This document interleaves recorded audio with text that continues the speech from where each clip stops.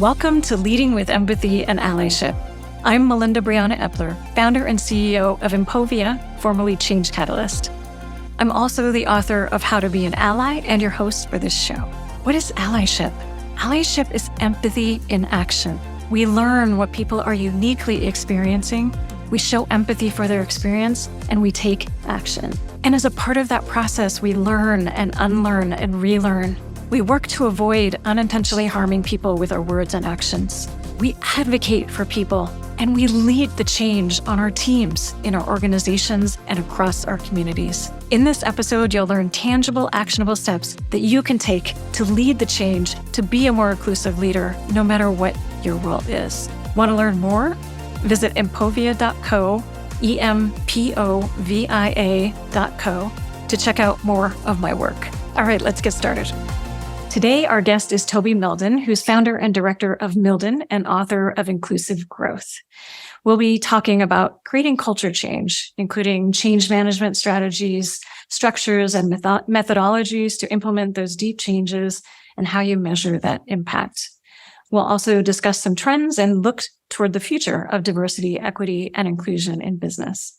Welcome, Toby. Thanks, Melinda. It's great to see you. Yeah, it's great to have you here. I'm excited about our conversation. Let's describe ourselves for anybody who is blind or low vision and on our YouTube audience. So I am a white woman with long blonde and red hair. I'm wearing glasses and a long sleeve black shirt. And in my background, I have on one side plants surrounding my book, How to Be an Ally, with a bright orange cover. And on the other side, a tall vertical bookshelf with a plant cascading down it and some books from past guests on our show. Thanks, Melinda. So I'm Toby. I'm a white man with very little hair. Some might say no hair whatsoever. I do have a beard, which is, I would say, like pepper, salt and pepper, grey and a bit white. I have a physical disability, so I'm sat down in a wheelchair. We are recording this online, but I've actually blurred out my background, partly because I work in the same office as my partner, and he might have the tendency of walking in and out. So it's just to avoid any distractions. And I think that's all I can think about in terms of describing myself. Excellent. So today we have two ASL interpreters joining us, Janina and Haley from Interpreter Now. You can learn more about them at www.interpreter-now.com. Let's get started. So first, Toby, can you just tell us a bit about your own story? Who are you? Where did you grow up? How did you get here where you are now? Yeah, so I suppose let's work backwards. So I now run my own diversity and inclusion consultancy, which I have done for the last 3 or 4 years. Prior to setting up my own consultancy, I worked in-house as a diversity and inclusion manager for the BBC and for Deloitte, which is one of the big 4 accountancy firms. Prior to that, I actually had a background in technology. So I started off as an IT consultant for Accenture. I worked in healthcare technology for an American healthcare company called Cerner Corporation, implementing software into hospitals. And then I ended up at the BBC as a project manager, working on tech projects. So the news website, our radio website, and TV on demand, which is called iPlayer in the UK. And I grew up in the West Country, so in the UK. So if anyone's heard of the Glastonbury Music Festival, I grew up about 10 minutes from the music festival site. But I went to university in the Midlands, and but I always wanted to live and work in London since I was a teenager. And so I moved to London when I graduated from university. Awesome. So we're going to dive into change management a lot in this episode. Can you define for you what that means? What does change management mean, especially as it comes to diversity, equity, and inclusion? Yeah, for me, change management really is about having a structured, consistent methodology for getting from A to B. So organizations want to have all sorts of change happening in the organization. It happens in every corner of the business. It could be IT transformation. It could be cultural transformation. It could be people transformation. You might even want to transform your office or relocate. There'll be some sort of change that your organization wants to have.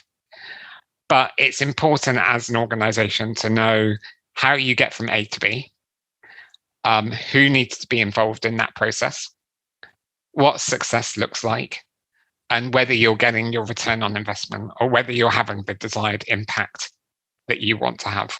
Excellent. Yeah, I in working on diversity, equity, and inclusion for the last decade or so, have realized there are a lot of people that really want to create change in their organizations. They want to create change on their teams, that want to move people to really develop more inclusive cultures and systems and processes. And what is often missing is that change management piece, that really understanding what it takes to move people from point A to point Z or wherever you want them to go.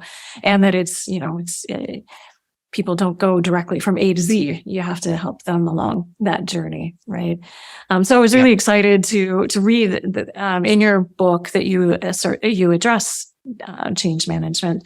Let's talk about a few frameworks, a few processes or models around change management. And maybe we'll start with John Kotter's model, because it's used a lot, and we use it as well at Change Catalyst, and it's used a lot in creating change across organizations around other change management issues, like whether that is implementing a whole new technology shift or other culture shifts, but less used in diversity, equity, and inclusion. So can you talk a little bit about, I love that you wrote about it. Can you talk a little bit about John Kotter's model? So when I wrote the book, the reason why I wrote a chapter on change was because I was hearing a lot of frustration from people implementing diversity and inclusion initiatives that they weren't making the desired impact, or they felt like they were spreading themselves too thinly and overcommitting and under-delivering. And I was astounded initially because I had come from that technology background. I was used to working in a very structured way. And I was used to having project plans and understanding who my stakeholders were and having a risks and issues log and all of those kind of project management type things. And then when I moved from technology into HR and I was focusing on diversity and inclusion full time, quite a lot of that structure and that kind of methodic way of delivering was missing. And it became really apparent to me that that was probably the cause of a lot of that frustration that HR practitioners were experiencing in implementing diversity and inclusion. So when I wrote the book around diversity and inclusion, inclusive growth, I dedicated a whole chapter on change. And as you said, I reference different change models, and I talk about John Kotter's model quite a lot, because there's quite a few models out there. And I make the point in my book that they've all got their pros and cons. But as a business leader, you probably need to pick a model that you think works best for you and stick with it. And then you can overlay diversity and inclusion on top of it. So when it comes to like John Kotter, he basically says there are 3 stages to change management. And the first stage he talks about is creating the climate of change, or the right climate of change. And he says, first of all, you need to create a sense of urgency. You need to build a coalition, and then you need to create your vision. And we can look at this through the diversity and inclusion lens. So we have to create that sense of urgency. Diversity and inclusion is very rarely seen as like a really pressing, urgent, critical matter. Yeah. There's always other things that are just going to creep to the top of your to-do list, especially if you're a really busy head of HR. Diversity inclusion is just one of the things that is probably on your to-do list. So you have to create that sense of urgency with your senior leadership team. You have to have that senior coalition. Ideally, it's a coalition that is led by your chief executive, and it involves your most senior leaders in the organization, and then they can create the vision for diversity and inclusion in the business. So if you can do those three things, then according to John Cotter, that's helping to create the right climate of change. And thank you. And in terms of the urgency, I think that's where a lot of people are challenged when it comes to diversity, equity, and inclusion. How do you create urgency around it? Any thoughts there? Yeah, the most effective way is surfacing data and presenting that back to your senior leadership team. So what we do a lot of is diversity and inclusion surveys amongst staff, because quite often data in an organization is missing, or it's patchy, or it's missing or patchy in the most best in a lot of situations. So we gather that data and then we present that back to the senior leadership team. And what we try to do in terms of creating that sense of urgency is try to surface data and insights that highlight particular risks to the business. So it could be behaviors going on in the business that could lead to, worst case scenario, employee tribunals or grievances. Or we try to surface data about how whether people want to stay in the organization, and then what the cost of attrition is if they decide to leave the business. And that quite often gets the attention of senior leaders, because they start to realize there's a cohort of people in the business who don't feel like they belong, who are seriously thinking of leaving as a result, which in with our clients who don't have huge workforces can run into millions of pounds in terms of cost of turnover, cost of attrition. Mm-hmm. That then helps your head of people build a business case, because they can go, okay, we want to spend X number of hours or X percentage of our budget on diversity and inclusion, but that is pennies compared to how much it's going to cost in terms of attrition in the business. Mm. Yeah, and then when it comes to building a coalition, often the business case is not necessarily where you want to go next, or it's the messages around that intrinsic motivations, and not the extrinsic or external motivations of the business case, but the internal motivations of developing teams that are inclusive and processes that are fair and so on, to kind of deepen that emotional connection, right? Well, I try to get my clients to think about what's in it for me or what's in it for us as a business, because I talk to lots of senior leaders who they're very clever people. They, on a cognitive level, they understand diversity and inclusion. They haven't quite maybe connected it on an emotional level, but they'll say to me things like, well, I've read the McKinsey reports, of which there's 3 now. Yeah. I understand the business case for diversity and inclusion, but I just can't see how this relates to my business. Because it just doesn't, reading a McKinsey report doesn't feel relevant. Yes, it's nice to see some statistics that gender balance on the board helps with profitability and things like that. But what does it actually mean for your business, the industry that you work in, the culture that's unique to you? And that I try to help my clients really identify or connect with that. And then we build a strategy from that point. Yeah, absolutely. And so in addition to Cotter's model, what else do you think about in terms of models and processes when it comes to creating deep change in organizations? I mean, the John Cotter model is a good way of being able to sort of structure your change. But I think there's another layer of model that you can use, which is to help you benchmark your diversity and inclusion practices against best practice, or understand where the gaps lie. because you want to know where you are now, what great looks like, and then what the gap is, and then how you start to plug that gap. And then I mean, I created my own model through the book, which I call the Inclusive Growth Framework. And I designed that model partly because when I wrote the book, I sat down and I kind of listed all the reasons why people working in the field of diversity and inclusion were getting frustrated and stressed out. And I basically settled on 7 themes. And then I came up with 7 solutions for each theme, which is, detailed in the book. So you can use the Inclusive Growth Framework as a model, but there are all sorts of other models out there. For example, there's the Global Diversity, Equity and Inclusion Benchmarking Tool, which is available for free from their website. That's a good benchmarking tool. There are lots of organizations around the world that provide other models. A lot of them are quite specific to different groups as well. So in the UK, for example, we've got Stonewall. Stonewall had the Workplace Equality Index. Again, that's quite good, but it's obviously very centered around LGBT matters. So you might want to look for something that's a bit more holistic and can take intersectionality into account as well. Yeah, absolutely.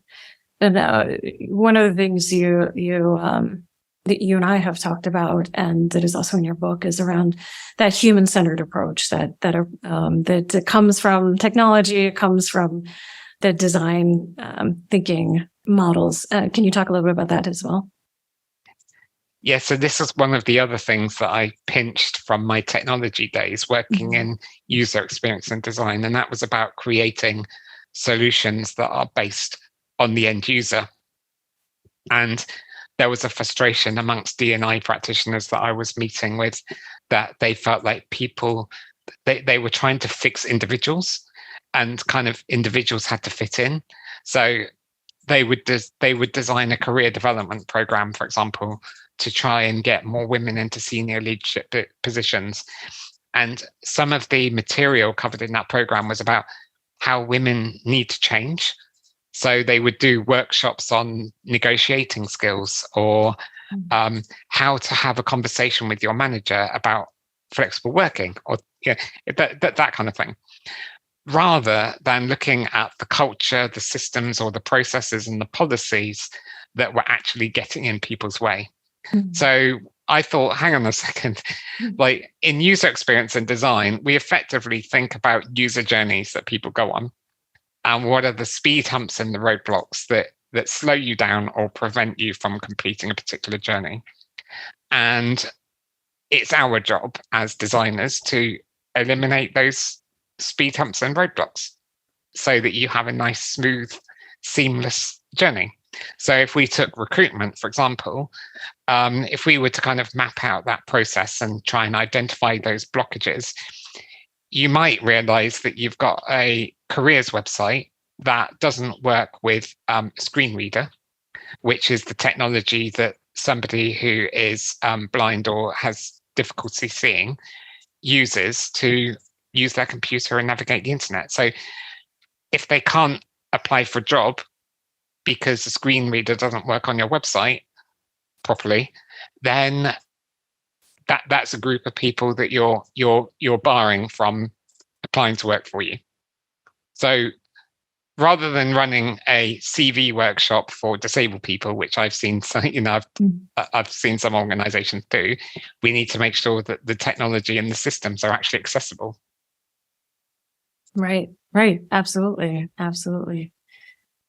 Okay, so how do you set achievable goals? Well, how do you know what to change, and how do you set realistic and achievable goals and targets?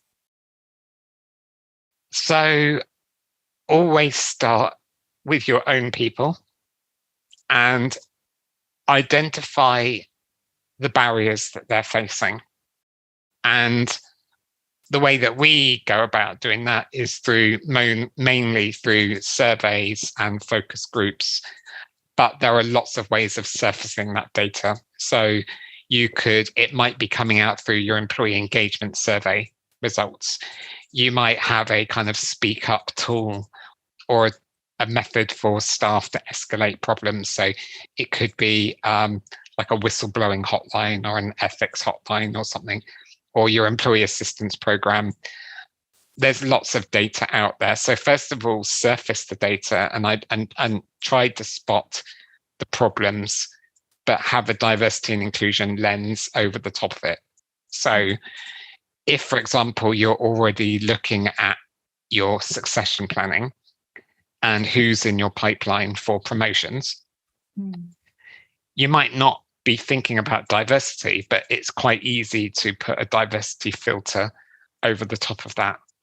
So you might be able to look at, for example, the speed that women are progressing through the business compared to men, or whether there's a glass ceiling. So that's step one. Identify the problems through data. And I think that what you said is the kinds of things that you listed is really important. That often organizations think before you do any work, you have to create all new data. But all of the things that you mentioned are things that many organizations already have: engagement surveys, the hotlines and whistleblowers, and also exit interviews, and even performance reviews. You might see some interesting trends there as well. There are other ways that you can measure progress, but there's a lot of things that you may already have in your organization. Absolutely. So I think part of that first step is to do a bit of an audit of what data you do have available and what data you need to get hold of that you might have to go and commission or go and get somehow. Once you've analyzed the data, it's then worth breaking that down into themes. So that's what we do. Step 2 is kind of break it down into themes and just go with the flow. Go with what the data's telling you, but you want to kind of group it somehow into themes, and then turn those themes into objectives that are SMART. So they are specific, measurable, achievable, realistic, and time-bound. And under each of those objectives, you then want to kind of set sub-goals. So the things that will help you achieve that objective. And I always say to my clients, try not to have too many objectives. Between 5 and 7 seems to be the sweet spot. Because if you have too many, it just feels overwhelming. And you end up just not doing very much because people just get confused and lost. And you're spread too thin as well, exactly, I think. Yeah, absolutely. And it's harder to communicate when you have too many objectives too. It's harder to get that coalition moving. Yeah. And then the step after that is where I love organizations to get to. And in my mind, these are the kind of the organizations that are excelling in this. And that is, they take that process that we've just covered, but they embed it or integrate it into their existing business somehow. So one of my clients, we went through that exercise together, and we created that set of set of diversity and inclusion objectives. And then the managing director took them and then integrated it into their broader business strategy and their people plan. So it just became business as usual. One of my other clients in the fintech organization, they run their business through objectives and key results, or the OKR system of business planning. And again, they just merged the diversity objectives into their OKR system. Oh, excellent. We talked in an early episode that we'll link to that talk, but we talked about performance dashboards in one of an earlier episode, so we'll share that as well. I think that's a really important piece of this, and I just want to mention that, of course, there is other data that you may want to collect as well, like inclusion surveys. You may want to do some listening. You may want to do a listening campaign where you have some town halls and focus groups and one-on-ones, or and also the data around diversity when it comes to your pipeline of candidates and your hiring process in general.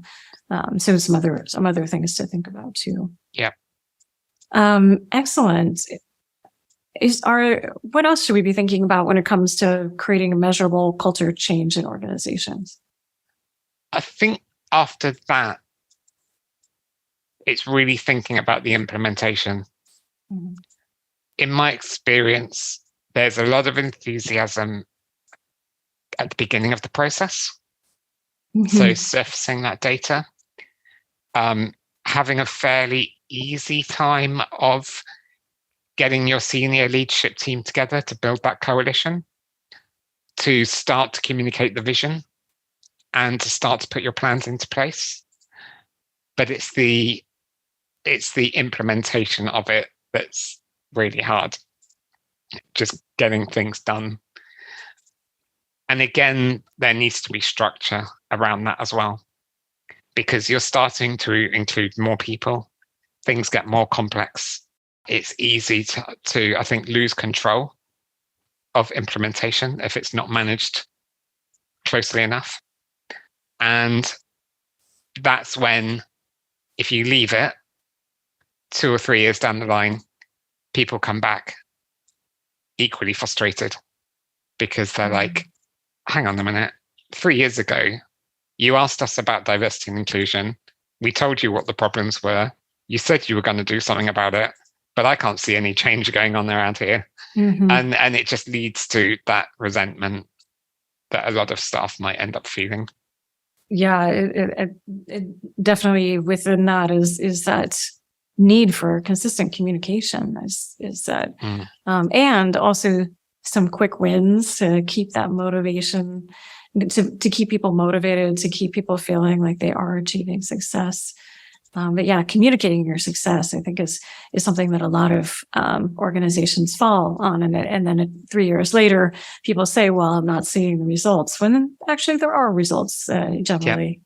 Yeah. So yeah, absolutely. Communication is really key. And yeah, like you say, I think a lot of organizations, they're quite hard on themselves, and they don't always stop and pause and take stock of what they have achieved. And like you say, Melinda, they're not always that good at communicating it to themselves. It was always a bit of a running joke when I was working at the BBC that we used to always say that we weren't very good at communicating, but we were like, we're one of the biggest broadcasters in the world. So, I mean, BBC is clearly good at communicating, right? But we always said that we could do a better job of communicating to ourselves. Yeah. What was going well. Yeah, that's funny. Yeah, absolutely. And that is, it's showing your own success metrics, and some people are less comfortable doing that, but it's very important in terms of that coalition building and continuing that motivation for that coalition to keep championing change. Yeah, absolutely. Yeah. Well, let's talk a little about trends then. You're measuring progress across multiple organizations that you work with. What trends are you seeing?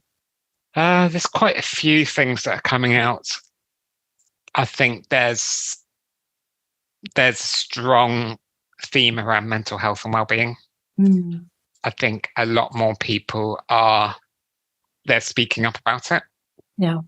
And I mean, the surveys that we do with our clients, there's definitely a theme of people disclosing or telling us that they're experiencing mental health challenges on a regular basis, or they feel anxiety quite a lot at work. And that seems to be an upward trend.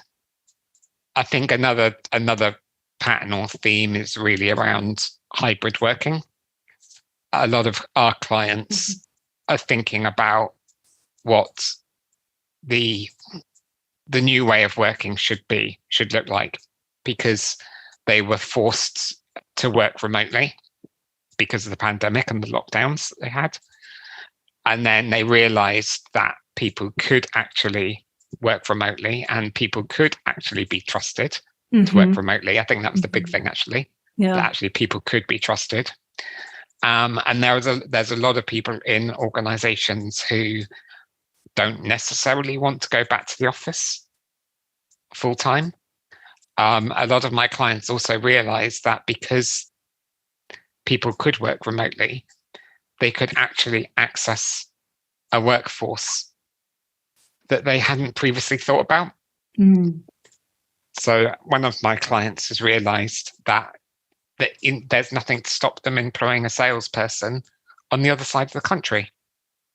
They don't have to, their sales team doesn't have to be within 5-mile radius of their factory, which is what happened before. But that's thrown up all sorts of other challenges, because I think leaders and managers are having to think differently. They're having to, they can't lead and manage a team like they used to before. They have to change their leadership style, and they have to start using other tools to help them manage teams as well differently. I think that is a really, that's a key aspect of this, and why I think there is a push-pull still within organizations of some people really wanting to go back to the office, because then they have developed those leadership skills over so long that have been focused on what do you do with the teams in the office, and you have to change how you lead. You have to change how you develop relationships with people and hold people accountable, and what those working relationships look like on teams, which means that is, in the short term, that may be a little bit challenging for managers and leaders to really shift around the new culture. Yeah, absolutely. Yeah. Any other trends that you're seeing? Diversity and inclusion in the round is a trend. A lot more senior leaders are realizing the importance of focusing on the culture, creating an inclusive culture. They are, and I think it's partly driven by the certain trends in society. So, a few years ago, in the UK, certainly, there was a response to when George Floyd was murdered in the States, and the Black Lives Matter movement, and senior leaders were thinking about how to support staff from an ethnic minority background, and what an anti-racist organization looks like, for instance, and their response, because I think they were feeling pressure to publicly respond as well on social media. So certain high-profile brands, I think, felt like there was they had to say something or make a statement around it. And then obviously staff in the organization are going, okay, it's great that you're making this kind of public, outwardly facing commitment or statement, but we're still facing problems internally in the business. So what are you doing about that, senior leader? Exactly. So there's certainly a trend, and it's a bit of a generalization, but I think it's something to do with younger people and generational expectations of younger people now entering the workforce. And I think being just a lot more comfortable with talking about difference and societal issues in general compared to older people. And I can see that, we've just done a survey with a client of ours in the hospitality industry, employing about 50,000 people. And when we asked about sexuality, there's a very clear pattern between younger people saying that they are part of the LGBT community compared to the older people in the workforce. So, that data in itself shows that younger people are just perhaps a bit more open about talking about sexuality and gender identity and things like that. Yeah. Yes, we're seeing that as well, and then also in terms of disability. You mentioned people experiencing anxiety and depression, and also are you seeing trends around neurodiversity as well, and people disclosing there? Yes, definitely. So with disability, I think there's a few interesting patterns that I see. First of all, in the UK, it's estimated that 16% of working age adults have a disability. But when we look at a company's HR systems, they will usually tell us that the number of people disclosing a disability on their HR management information system could be anywhere between 0.5% and 5% if you're lucky. Oh, well. Yeah. Where when we go in and do a survey, and I think it's partly the way that we go about doing this helps a lot. In some of our clients, we've seen a 16% response rate, which is more in line with what the government are estimating, in our population. Right. And we can only really expect to see an increase in disability, particularly with an aging workforce, because if people are going to be working longer, they're probably going to be more prone to getting hearing impairments, visual impairments, cognitive impairments that just come with age. Mm-hmm. So there's that trend. And like you say, Melinda, I think there is definitely an uptick in people who are identifying as neurodivergent. And again, I've just done a survey with a client, and we added in a question because actually the client was really interested around neurodiversity. We don't normally ask this question, but I think we will definitely ask it going forwards. Mm-hmm. But we asked a question which was, do you, I'm paraphrasing here, but it's like, are you neurodivergent? In other words, have you been diagnosed with autism or dyspraxia or dyslexia, ADHD, and other such conditions? Or do you suspect that you may be neurodivergent, but you haven't actually received a formal diagnosis? Or the third option was like, no, I don't believe I am neurodivergent.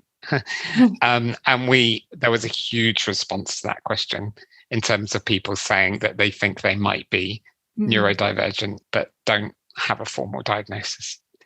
What was then really interesting is if people said, yes, they are neurodivergent, or maybe they're neurodivergent, we asked some follow-up questions in terms of how does this affect you at work? And if you need adjustments implemented, has your employer done it? And have they done it fully or partially or not at all?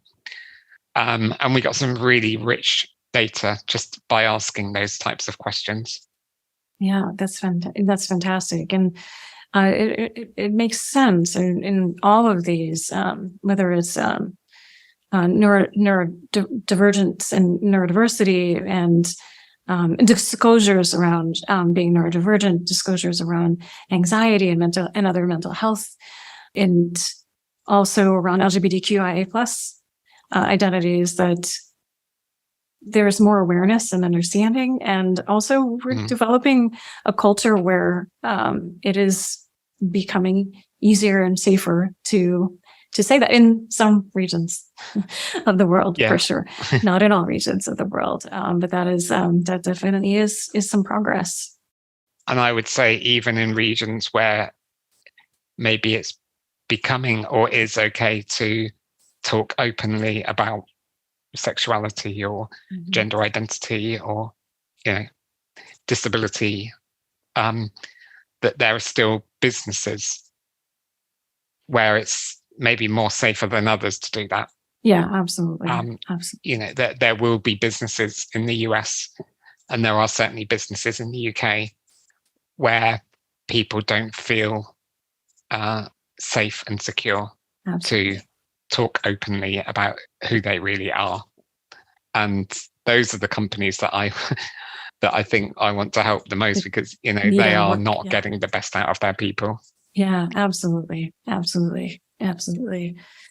Are there any specific things that you're seeing in 2023 in particular? I will say that here in the US, and we're seeing some of our European clients too, that there's a contraction in some of the diversity, equity, and inclusion budgets because of the change, especially in the tech industry, but that's definitely expanded beyond the tech industry and the finance industry to other industries, as well as organizations kind of look to the possibility of a recession, get prepared for a recession. I think we see these ups and downs every time there's some kind of an economic contraction or a potential economic. What else are you seeing that? And what else are you seeing? Yeah, I think it's certainly a risk. Organizations will probably, if they're going into a downturn, if they're having to tighten their belts, they are going to cut costs on training and things like that. That normally happens. I actually like to try and get ahead of the curve and help companies see how investing in diversity and inclusion and culture more broadly is not something that you want to scrimp and save on. Right. Because it's only going to harm you in the long run. Mm-hmm. So it might make sense in the short term. And when a couple of years ago, when we had the lockdown and the lockdowns because of the pandemic, I did some webinars about how businesses need to be mindful of diversity and inclusion in the decisions that they were making at the time. Mm-hmm. And a lot of the things I was talking about has kind of been proven and talked about in the headlines. So there were headlines in the UK around, for example, disproportionate impact of companies letting staff go on women, for example. And for example, that women working from home were still, I suppose, like there was this gender imbalance where it was like women were holding down full-time jobs and doing homeschooling because kids weren't going to school and running the house, and the impact that had on people's health, mental health and well-being. So there's a lot of things that businesses going into a recession or need to be thinking about. So if you are downsizing your workforce, are you doing that in a fair and equitable way? Are there people in your workforce who might be more at risk? Is there an inequality that you need to be mindful of? What are your biases and your blind spots? There's all those kinds of discussions that should be had at that board level. And then when you come out the other side, the conversation is actually, how does a diverse workforce and an inclusive culture help us bounce back harder and faster than other businesses who have not been investing in their culture? I think that is a really, really important point. Yeah, absolutely. Absolutely. So as we look to the future, where do you think diversity, equity, and inclusion work will move? How will it change in the next few years? I would like for it to become a lot more mainstream. Mm-hmm. I would like it to be a standing agenda item on every board meeting paper, whether you meet as a board once a month, every quarter, I don't mind. But diversity and inclusion and culture needs to be on the board paper. It shouldn't be something that you just get your head of HR to come and present a paper or a presentation on once a year and go, oh, that was lovely, tick the box, and then leave it up to your head of HR to go and do it for the next 12 months. It has to be something that is talked about constantly. And every decision the board is making needs to also be thinking about it through a diversity and inclusion or equity lens. Yeah, so thinking it could be anything. So if you've got a discussion at the board about your finances, diversity and inclusion should be talked about in terms of that, in terms of your profit and loss.